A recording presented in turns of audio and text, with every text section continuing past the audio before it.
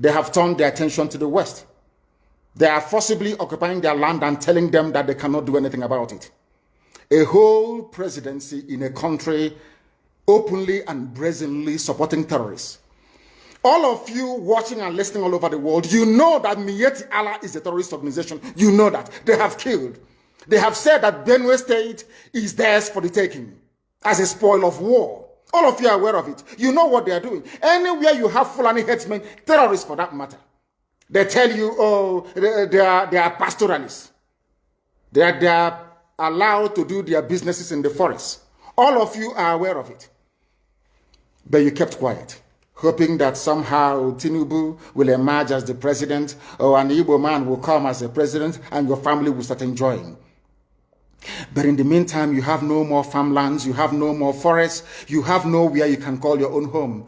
The same stupidity exhibited by Hausa peasants that enabled Fulani to take Sokoto from them, that enabled Fulani to take Katsina from them, that enabled Fulani to take even Kanu from them. Every Hausa land is occupied either by a Fulani emir or a Fulani governor. Some of you don't want to reason, you don't ever learn that the main aim of Fulani is to conquer your land and enslave you. Look at Hausa people today. As I wrote yesterday, they are worse than a discarded tissue paper. They are worth nothing. Only their language is what is relevant in their lives. Everything else is lost. All of you are repeating the exact same mistakes that the Hausas made. That is why they are in trouble. And that is why they can never ever come out of it. They are all suffering from what I would, an advanced version of the Stockholm Syndrome. Can you imagine that these people came into their land and took it over and they cannot do anything about it? Hausa is gone. It took Fulani very many years before they came out of their shell to say we are Fulani. Remember before, many years ago, they told you we are Hausa Fulani. We are Hausa Fulani. Because that time, their subjugation of the Hausa race hasn't been completed. Now they have completed it. Have they not completed it? And what is happening right now? I ask you what is happening now. Fulani have now come out to tell you we are Fulani people. Is that not what they are saying now? They are not telling you we are Fulani. No more Hausa Fulani. What does that tell you? That the Hausa race no longer exists. Do you want the same thing to happen to you? Do you want the same thing to happen to your families, to your villages? Do you want your towns, let's say Obomosho, to be renamed into a Fulani name? Do you want Onisha to answer a Fulani name? Forget all the nonsense about unity of Nigeria. All they are uniting against is your common interest. Unless you prefer epileptic power supply, unless you prepare to live your whole life without running water, unless you want to live in abject poverty and deprivation, your only alternative is a revolution. Let nobody discourage you. All the countries of the world doing very, very well, they all went through a revolution. You must go through it. If you don't go through it, you can never ever survive as a people. Fulani will take you over. As simple as that. This very day, we are making it known to the whole world that the Muslim extremist dictatorship masquerading as a secular democratic government must be demolished. It must be demolished for you to survive. They have to be demolished. If you do not demolish them, your lives will end very, very miserably. I assure you. I assure you. The zoo is on its knees. Everybody knows that the zoo called Nigeria is on its knees. Who doesn't know that? Everybody knows. Nothing is functioning. You are all aware of it. When they say go and register for NIM or whatever, NIM or whatever rubbish is called, all of you trooped out. Without legislation, without any laws. Fulani can control you however they like. Once they announce it, Yoruba newspapers very foolishly and stupidly will support them because they want Tinubu as the president. And you are all dying every blessed day. You are all dying every day.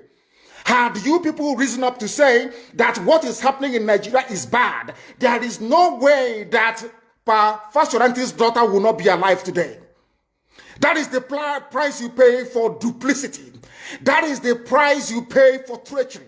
That is the price you will continue to pay until you rise up and say enough is enough. It is up to you to do it. You did it during NSAS. You can do it again. Can you imagine Fulani people telling you, if you remove Fulanis from Yoruba forest, imagine Fulani telling you, if you remove them from your ancestral lands, there will be war, and you are panicking. And you have not asked yourself, why are they not saying the same thing about the East? Why did they not say to Eastern Security Network? Why did they not say to me, if you don't stop evacuating Fulani terrorists from the forest, there will be war?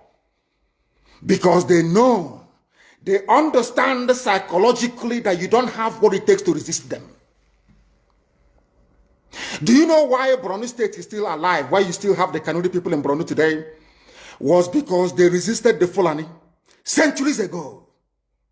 You have to go back to history to understand how Nigeria came into existence. Fulani has been expanding from day one, from Senegambia. All the way from Senegambia, they've been expanding, and now they are in Okigwe. All the way from Senegambia. They are now in Okigwe. And you're asking us to somehow fold our hands and keep quiet because of 2023, because one idiot is going to come out to become a president, because of that rubbish, because of that nonsensical notion, we should fold our hands and wait until we are overrun by the Janjaweed from the Sahel. Is that how reasonable people think? Is that how people that wish to survive as a race, is that how they reason? It is very, very shocking that some of you do not understand what the Fulanis have in store for you.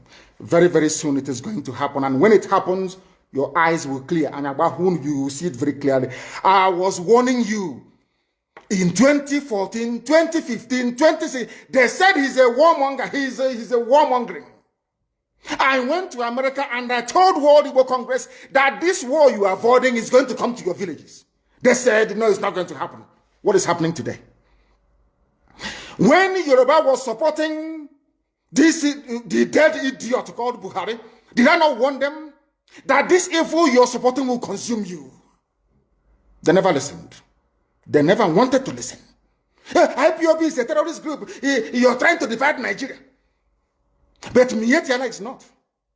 People that you are calling bandits, have you heard anybody come out to say, please Buhari, since presidency is there defending terrorists in the forest, why don't you proscribe them? No, you cannot proscribe a Fulani group. Never. And all of you, we are supporting evil. When there is the proscribed IPOB, proscribed indigenous people of Biafra. These are Yoruba journalists writing junk. Every day they keep writing rubbish. But their land is under siege. Their land is under siege. And the Fulani will take it. It doesn't take time.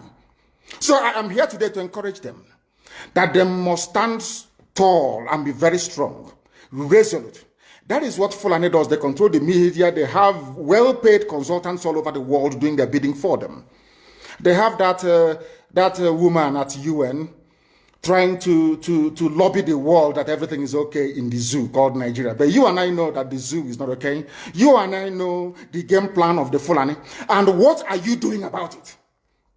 Nothing. Every day you read, you lament, you complain. Every day you read, you lament. And that's all you do. That is all you do. You read, you lament, you complain, you do nothing about it. Your lives are being taken away from you. Your forests are being occupied. Your mothers are being raped. Your daughters are being abducted. And the whole national government, presidency, is supporting such people. And you're telling me that Nigeria is viably sustainable. Is that what you're telling me? That somehow this contraption is sustainable, it is viable. It can never be. Because the more you stay in one Nigeria, the more you are inviting the Fulanis to take over your ancestral lands, to take over your villages, and to make life a misery for you. That is the end game. That is the outcome. If you doubt me, go and do a bit of research. Ask yourself, who are the Hausa people? Who are the Nupe people? Who are the Bachama people? All of these people were steamrolled by the Fulani march to the Atlantic Ocean. And now they're in Yoruba land. They're in their forests. They are in their forests.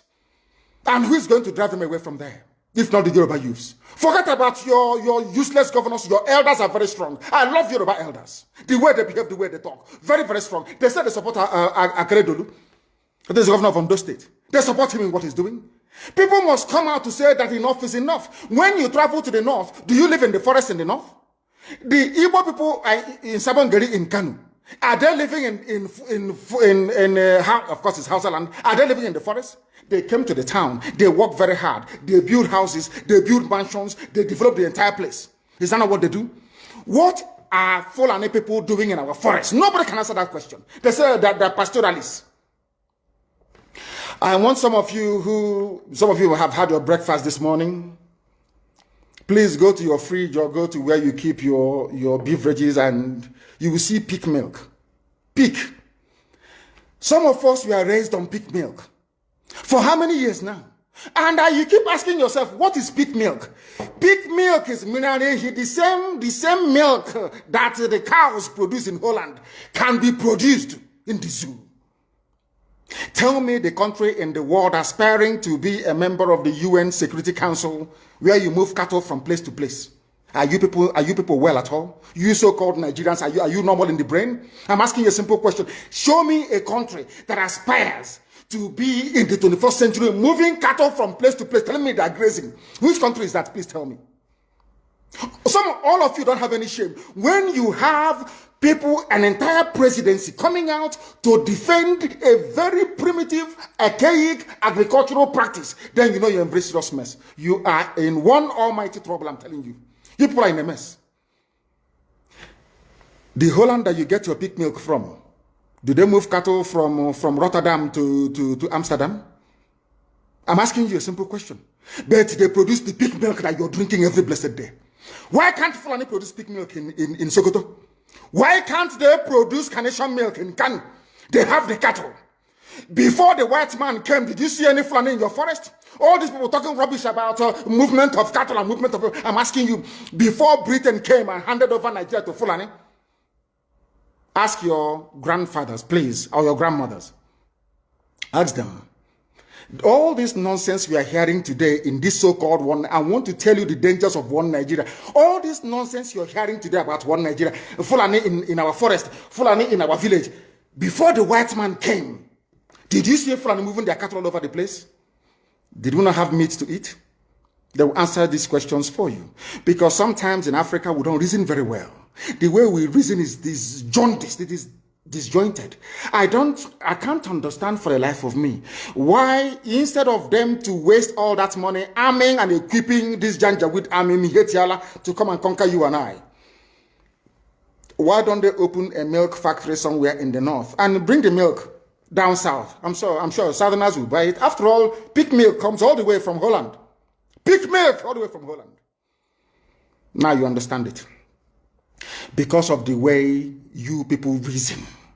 Why can't you produce? Is it difficult to produce milk? The same milk that comes out naturally from the udder of the cow. Why can't you put it, can it somewhere, pasteurize it, and send it to people to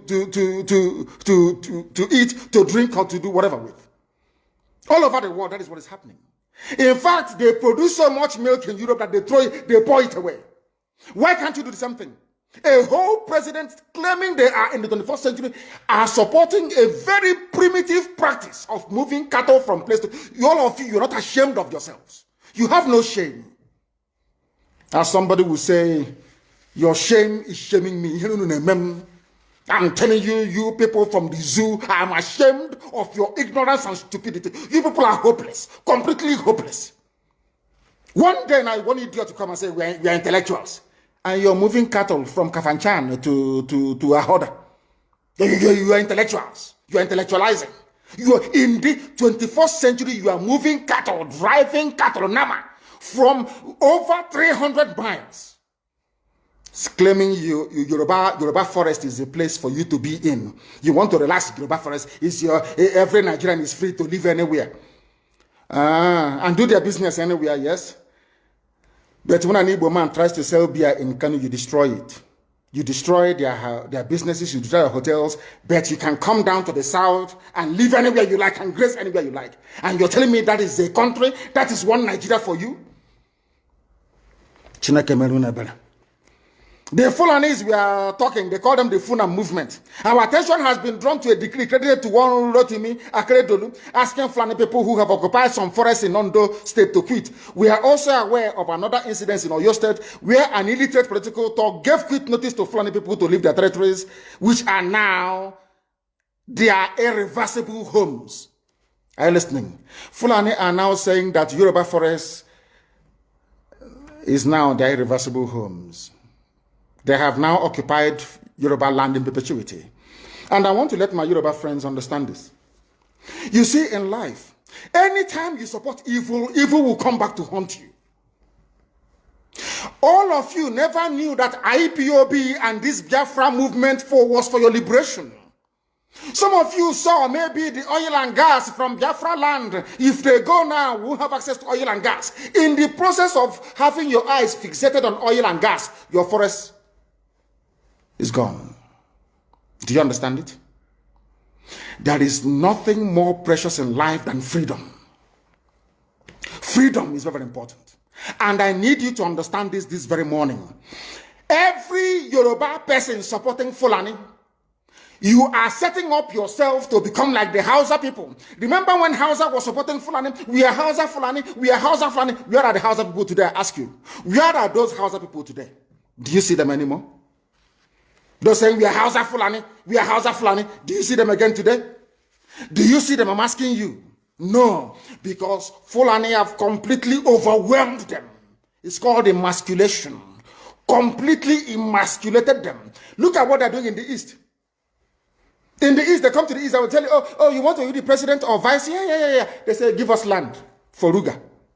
They give them land. As soldiers of Kadu did that Lord Banta. They have taken it over in forever and ever. Give us land in your state. Hope of them prove to us that you are our stooge. Give us land in Olo. Hope of them will give them land in Olo. We can go and kill people in Obibo. We can kill for them.